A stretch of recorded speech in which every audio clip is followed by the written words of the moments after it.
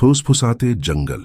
एक बार की बात है, एक शांत से गांव में एक जंगल था जिसे सब लोग फुसफुसाते जंगल कहते थे। कोई भी सूरज ढलने के बाद वहां जाने की हिम्मत नहीं करता था, क्योंकि कहा जाता था कि जब चांद ऊंचा होता है तो वहां अजीब चीजें होती हैं। एक ठंडी शरद ऋतु की शाम, एक बहादुर लड़का बिन और उसकी जिज्ञासु छोटी बहन लिली ने जंगल की सैर करने का फैसला किया। वे हर रात अपनी खिड़की से फुसफुसाहट सुनते थे और जानना चाहते थे कि इसके पीछे क्या है। ये तो बस हवा है, बिन ने लिली से कहा, लेकिन अंदर से वह खुद भी आश्वस्त नहीं था।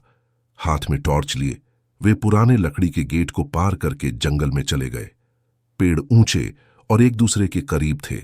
उनकी मुड़ी टुड़ी टहनियां अंधेरे में डरावनी आकृतियां बना रही थीं। जैसे जैसे वे आगे बढ़े, चारों ओर सन्नाटा छा गया। यहां तक कि झींगुर और उल्लू भी चुप हो गए थे। अचानक लिली रुक गई। बिन, तुमने सुना? उसने धीरे से कहा। बिन ने सिर हिलाया। एक बड़े ओक के पेड़ के पीछे से हल्की सी सरसराहट हो रही थी। धीरे धीरे वे वहां पहुंचे।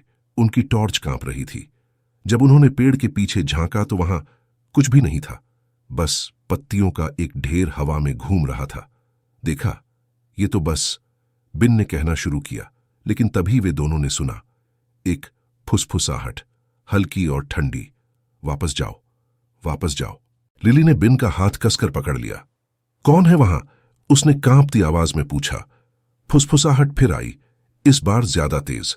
चले जाओ, इससे पहले कि देर हो जाए। बिन की हिम्मत अब जवाब दे रही थी। हमें चलना चाहिए लिली, उसने उसे रास्ते की ओर खींचते हुए कहा। जैसे जैसे वे भागे, फुसफुसाहट उनके पीछे पीछे चलती रही। हर कदम के साथ और तेज होती गई। पेड़ ऐसे लग रहे थे जैसे वे हिल रहे हों। उनकी टहनियां हड्डियों जैसे उंगलियों की तरह बढ़ रही थीं। जैसे ही वे गेट पार कर गए, उन्होंने एक आखिरी गूंजती फुसफुसाहट सुनी। हमेशा के लिए बाहर रहना। गेट पार करते ही जंगल फिर से शांत हो गया। हवा स्थिर हो गई और फुसफुसाहट गायब हो गई।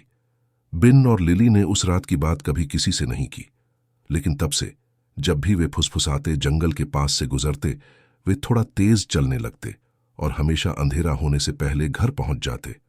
और जंगल, वह अपनी फुसफुसाहट अपने पास ही रखता, अगली बहादुर आत्मा का इंतजार करता।